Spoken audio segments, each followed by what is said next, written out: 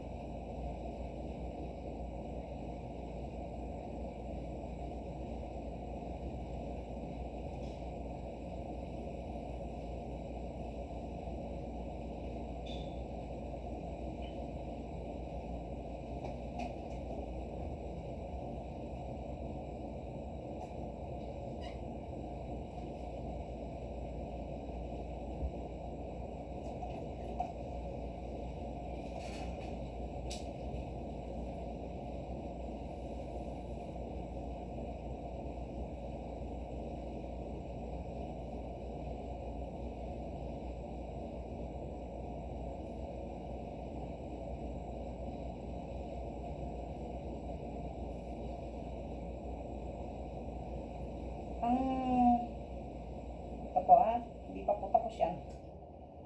Yung taong nagmamay-ari po nito ay may karamdaman. Kaya po tayo ay naghanap muna ng taong tatawasin. Bago pa po humarap ako sa inyo, ay kausap ko na po itong taong na to. Para makita natin, aurahan po natin yan dyan, nagkakaroon na siya ng konting hubog. May sakit po itong tao na tinawas natin. Ito po, may orasyon po ito. Hindi po ito mabubuo kung walang orasyon. Hindi natin makikita kung ano yung gumagambala sa taong ito. Ang kanyang ang kanyang nararamdaman, nanlalamig siya, lagi siyang nanlalamig. Pati paa niya, buong katawan niya, nangihina siya, nanlalambot siya. Masama talaga daw po ang pakiramdam niya. Ito'y kagabi pa po, pero hindi natin nagawa. Gawa ng nagba-brown out po. Tapos ngayon nga, binidyo ko na lang po, gawa ng brown out na naman. Baka tayo ay hindi makabuo. Unti-unti na siyang nagkakahubog. Ayan po. Kikilalanin natin, alamin natin kung ano to.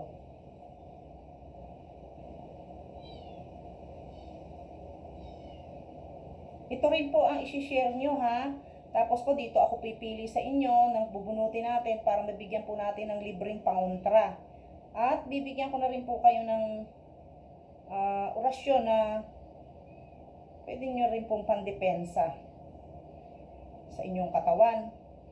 Ito po ay sa mga naniniwala lang. At kung hindi ka naman naniniwala, i-pass mo na lang po ang video na ito. At ipagpaumanhin kung dumaan po ito sa inyong wall. Sensya na po kayo. At sa mga kapanalig naman po natin, paki-share nyo po, paki-like and share. At salamat po. Ayan unti-unti na natin siyang nakikita. Masdan nyo. Ayan. Iba-iba po ang nakikita natin dyan kung ano talaga yung gumagambala.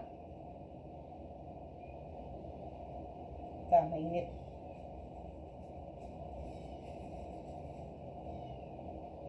Kailangan natin gumamit ng 3 kandila sa pagdarasal, sa pag-orasyon.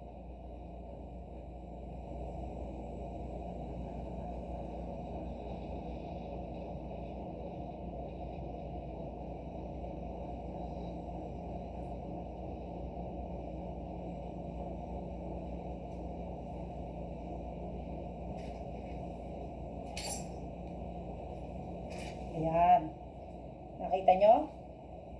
Ayan siya, oh. Ito po ay kailangan picturean pa. Kasi kung hindi siya pipicturean, mahihirapan kayong intindihin. At kahit ako po, minsan nahihirapan din. Kaya may pagkakataon na sumasakit ang ulo ko. Yun ang totoo nun. Nakakasakit po talaga ng ulo. Sa pag-aura pa lang. At pagdarasal. Ayan. Ang nakikita ko rito, teka, pag-aralan natin mabuti, atras natin ng konti. Ayan ha. Babae. Ha, babae.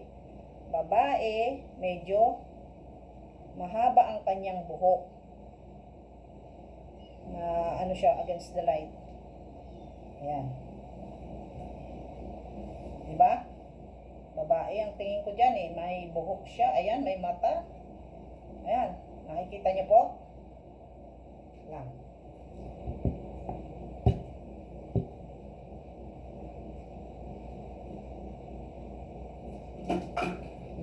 Babae po.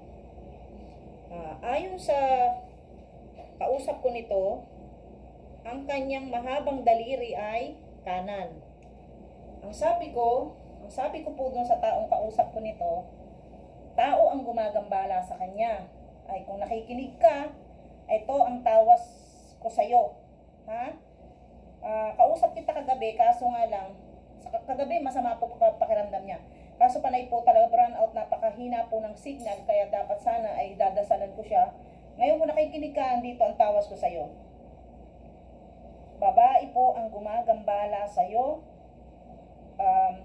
Kanan yung mahabang daliri niyan. Ayan po. Nakita nyo? Kasi ano po ng ilaw. Paano ba? Basta ganyan.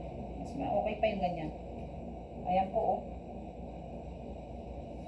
Babae po yan, oh. Kitang-kita nyo po. Pipicturean ko to, tapos popost ko friend. Ayan, ayan. Mas okay pala dito. Ayan. Babae siya na medyo mahaba ang buhok niya po. Ayan. Kasi bago ko pa siya tinawas, kausap ko na po yung tao na yon. At ang sabi ko po sa kanya, tao ang gumagambala sa kanya, kanan ka ko yung kamay niyang mahaba, at as in mahaba po talaga. At sa kagabi ay masama talaga ang kanyang pakiramdam. Yan po. Nakita nyo yung tawas? Ayan po. Pero ginamitan natin yan ng dasal. Hindi yan mag-aura dyan. Hindi natin yan mabubuo kahit subukan po natin. Kaso masyado pong yung video natin. Minsan napuputol. Hindi ko na po ma-post kasi nga putol. Kaya hindi natin pwedeng pahabain. Ano po? Pero ayan po, naipakita ko po sa inyo. Kitang-kita nyo naman po, di ba? Hindi ko pa yan naguguhitan. Okay? Yan po. Dito po kayo mag-share para mabigyan ko po kayo ng mga ipamimigay ko po. Ito po yung mga ipamimigay natin, ha? Ito po. Ito po ay may ritual na bago ko pa ito nakuha. Ha? Meron po tayo papamigay. Bali, 4 na ganito. Yan, 4 po yan. Wala tayong pipiliin kundi ito ay bubunutin po natin. Tapos po, meron 2 pangbata. Ayan po. Sa totoo lang, kung bibili nyo po ito sa labas, maabot po siya ng 500.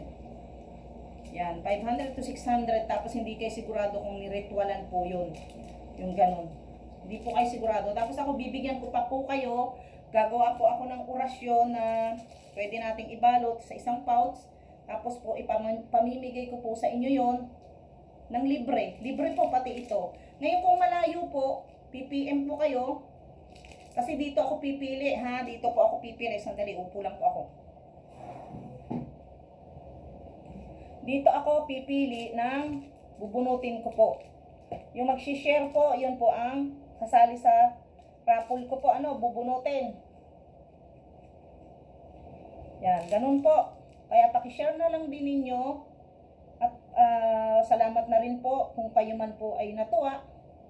Salamat po sa inyo dito sa video ko na to. At least na ipakita ko po sa inyo kung paano po ako nagtatawas. Legit po yan. Kasalukuyang tinatabas ko po, nag-iiba yung hugis. Nagkakaroon siya ng figura. Nagkakaroon po siya ng aura.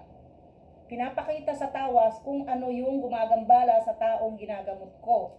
Ayun po yun. Pero, hindi po ganun kadali. Ang totoo niya, sumasakit po ang sentido ko, sumasakit po yung ulo ko. Kasi, para rin tayong tumawag ng espiritu na pinapasok natin sa loob ng tawas. Yan, ganyan po yun. Mamimigay din po ako pala nito, dalawa, kung sino man po yung maswerte. Ito po yung napakaganda pong ipanghilot sa katawan.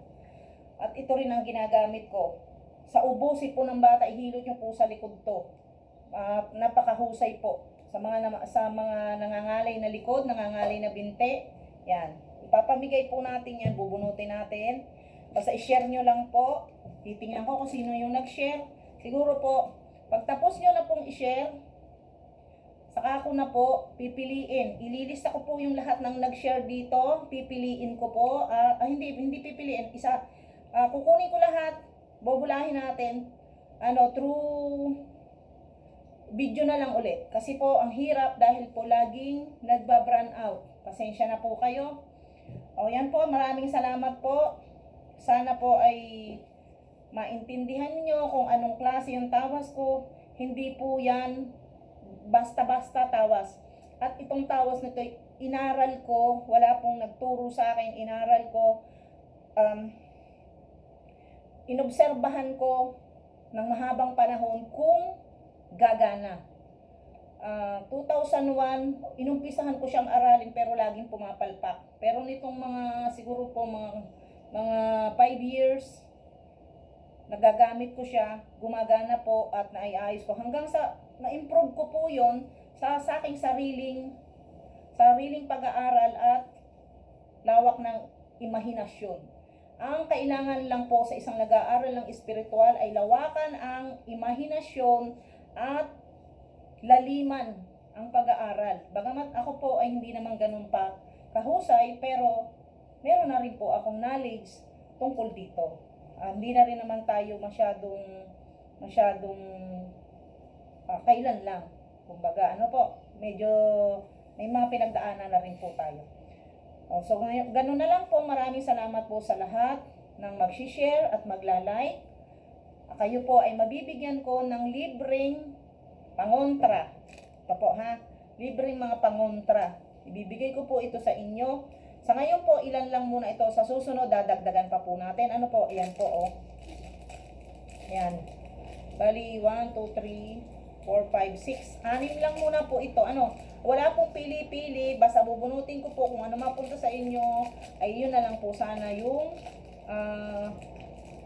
pasalamatan natin. At salamat din po ng marami sa inyo. Thank you po.